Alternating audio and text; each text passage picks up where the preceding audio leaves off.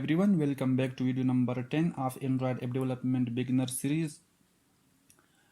उम्मीद है कि आप सब खैरियत से होंगे व्यूअर्स। जैसा कि आपको पता है कि लास्ट वीडियो में हमने एंड्रॉयड की एडिट टेक्स्ट, टेक्स्ट व्यू और इमेज व्यू के बारे में सीखा था। अगर वीडियो किसी ने नहीं देखी तो नीचे डिस्क्रिप्शन में मैंने लिंक दिया हुआ है, आप लिंक पे क्लिक करके वीडियो को देख सकते हैं। व्यूअर्स, आज का जो हमारा टॉपिक है वो ब्रिजिंग के बारे में है। तो आप सबको पता होगा कि ब्रिज का क्या काम होता है। तो व्यूअर्स, जनरली जो कि एक ब्रिज होता है तो वो दो रीजन्स को, दो इलाकों को मिलाता है। तभी दो रीजन्स एक दूसरे के साथ जो है रिलेशनशिप कायम कर सकते हैं, कम्युनिकेशन कर सकते हैं और जो कि ट्रांसफॉर्मेशन का जो सिस्टम है वो कायम रहता है। तो उसी तरह viewers, same is the case Android. जब हम ऐप डेवलपमेंट की बात करते हैं तो तब हम दो लैंग्वेजेस की बात करेंगे, एक एक्सएमएल फ्रंट एंड के लिए और एक जावा बैक एंड के लिए।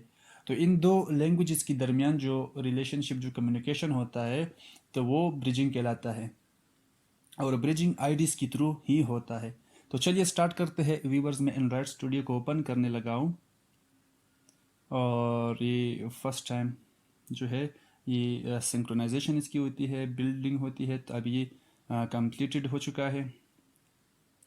व्यूअर्स, लास्ट वीडियो में हमने एक प्रैक्टिस ऐप के नाम से एक प्रोजेक्ट बनाया हुआ था। तो यहाँ से आप उसकी प्रीव्यू पे क्लिक करके आप उसकी प्रीव्यू देख सकते हैं।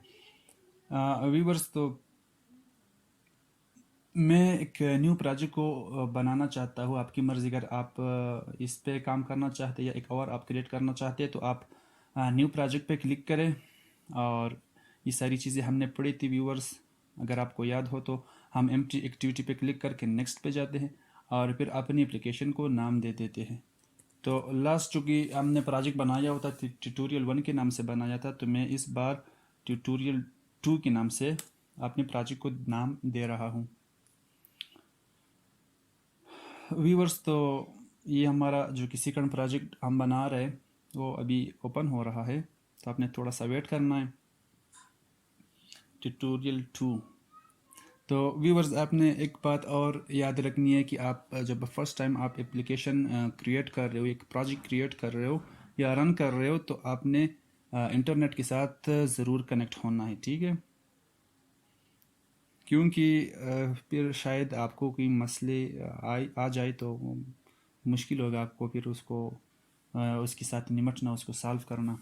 व्यूअर्स, तो हमारा जो कि प्रोजेक्ट था तो वो सक्सेसफुली बिल्ड हो चुका है।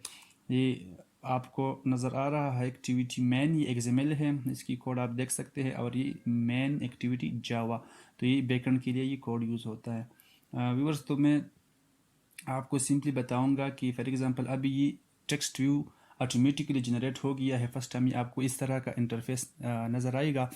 तो ये क्या है कि ये जो हेलो वर्ल्ड का टेक्स्ट व्यू है, तो ये हम एक्सएमएल की बात कर रहे हैं अभी। तो ये एक्सएमएल में है, एक्सएमएल में ये टेक्स्ट व्यू हमने उठा लिया है, पुट किया हुआ है। तो अभी अगर मैं जावा में जाऊँ तो जावा में आपको टेक्स्ट व्यू का कोई नामो निशान नज़र नहीं आएगा, ठीक है। तो इसका मतलब ये है कि जो जावा फाइल है वो ये इस टेक्स्ट व्यू के बारे में जानता ही नहीं है कि ये टेक्स्ट व्यू क्या चीज़ है, ये कहाँ पर असाइन हुआ है और ये कितनी टेक्स्ट व्यूज़ है, ठीक है। तो उसके बारे में उसको कोई जो है इन्फॉर्मेशन नहीं है। तो अभी मैं चाहता हूँ कि इन दोनों के दरमियान कम्युनिकेशन हो और जावा के थ्रू मैं इस टेक्स्ट व्यू को यूज़ करूँ, इसको एक्सेस करूँ और उस पर कोई ऑपरेशन परफॉर्म करूँ। तो व्यूवर्स, सबसे पहले तो मैंने टेक्स्ट व्यू को आईडी देनी होगी। अगर आईडी है तो ठीक है, नहीं तो आप इधर आईडी दे दे। एक एट्रीब्यूट है इसका, आप ऊपर नीचे वो कोई मैटर नहीं करता। तो मैं दे देता हूँ कि एंड्रॉयड कालान आईडी। तो आईडी आपको पता है कि आईडी किस तरह हम क्या कहते हैं उसको यूज़ करते हैं या क्रिएट करते हैं। तो @+ID और स्लैश उस आईडी का नाम, जो भी आपने आईडी का नाम देना है। तो मैं टेक्स्ट व्यू दे देता हूँ, ठीक है। तो ये नाम आपने याद रखना होता है क्योंकि इसको आपने फिर जावा में यूज़ भी करना है। तो इसको मैंने कॉपी किया, या अगर नाम याद है तो ठीक है। मैं जावा फाइल में जाता हूँ व्यूअर्स। तो अभी टेक्स्ट व्यू जो है ये एक क्लास है, ठीक है। टेक्स्ट व्यू क्लास है, तो टेक्स्ट को मैंने कैपिटल लिखा और व्यू को भी कैपिटल, टेक्स्ट व्यू। तो अभी मैं उसका एक ऑब्जेक्ट क्रिएट करूँगा या एक वेरिएबल में क्रिएट करूँगा। तो आपकी मर्ज़ी, आप उसको एक नाम दे दे, रैंडम सा नाम आपकी मर्ज़ी है। और अभी जिस तरह हमारे जावा में, आपने जावा पे काम किया होगा, तो जावा में हमारे पास जो है एक मेन मेथड हुआ करता था। तो उसी तरह यहाँ पे जब हम एंड्रॉयड स्टूडियो की बात कर रहे हैं, एंड्रॉयड ऐप डेवलपमेंट की बात कर रहे हैं, तो जावा में आपको अनक्रिएट मेथड नज़र आएगा। इसका मतलब यह है कि जब भी हमारा एप्लीकेशन क्रिएट होता है, जब भी हम फर्स्ट टाइम अपनी एप्लीकेशन को इंस्टॉल करते हैं और फर्स्ट टाइम वो ओपन हो जाते हैं, तो उसी को हम क्रिएट कहते हैं कि एप्लीकेशन क्रिएट हो गया। तो इस मेथड के अंदर आपने उस आईडी को गेट करना है, जो कि आईडी हमने टेक्स्ट व्यू को दी थी। तो मैं कहता हूँ कि जो टेक्स्ट व्यू मैंने ये वेरिएबल लिया हुआ था, तो मैं उसको असाइन कर रहा हूँ इज इक्वल टू। तो अभी अभी आईडी को गेट करने के लिए एक मेथड यूज़ होता है जिसको कहते हैं फाइंड व्यू बाय आईडी। और यहाँ पे आपने अगर मैं इसको रिमूव करूँ बाय, तो यहाँ पे आपको नज़र आ रहा है कि फाइंड व्यू बाय आईडी एक मेथड है, लेकिन उसके अंदर जो है आपको पेरेंथेसिस के अंदर इंटीजर आईडी, मतलब इंटीजर टाइप की आईडी आपने पास करनी होगी।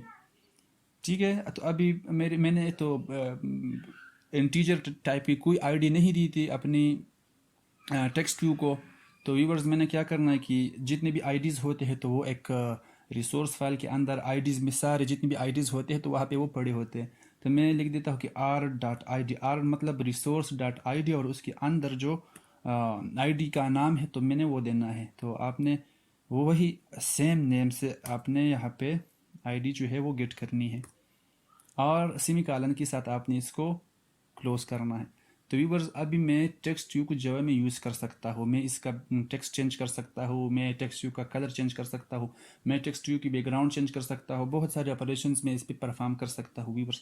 तो ये सिंपल प्रोसेस था, इसी प्रोसेस को कहते हैं ब्रिजिंग। आप बटन्स को भी इस तरह एक्सेस करेंगे। अगर फॉर एग्जांपल आपने बटन लिया हुआ है वहाँ पे, तो आपने सिंपल यहाँ पे बटन का क्लास और उसका एक वेरिएबल, और फिर यहाँ पे आपने button is equal to, for example मैंने तो लिया नहीं है, लेकिन अगर आपने बटन लिया हुआ है तो button is equal to find view by ID r.id, और बटन का नाम तो मैं फॉर एग्जांपल बटन दे देता हूँ। ठीक है, तो अभी मैंने उधर कोई बटन नहीं लिया हुआ है, सिर्फ टेक्स्ट व्यू है। तो यहाँ पे आपको नज़र आ रहा है, एरर नज़र आ रहा है कि बटन जो है वो रेड है, क्योंकि बटन के नाम से हमने कोई आईडी क्रिएट ही नहीं की थी, तो इसलिए आपको ये बटन जो है ये रेड नज़र आ रहा है। तो व्यूवर्स, यही तक ब्रिजिंग का कंसेप्ट था, ये बहुत ही ईजी है। इंशाल्लाह नेक्स्ट वीडियो में हम फिर बटन्स पे काम करेंगे। तो व्यूवर्स, अगर आपको वीडियो अच्छी लगी तो प्लीज़ वीडियो को लाइक करें, चैनल को भी सब्सक्राइब करें, और बेल का आइकन भी प्रेस करें ताकि आपको लेटेस्ट वीडियोस के बारे में इंफॉर्मेशन हो। तो व्यूवर्स, नेक्स्ट वीडियो में मिलते हैं, तब तक अपना ख्याल रखिएगा। अल्लाह हाफिज़।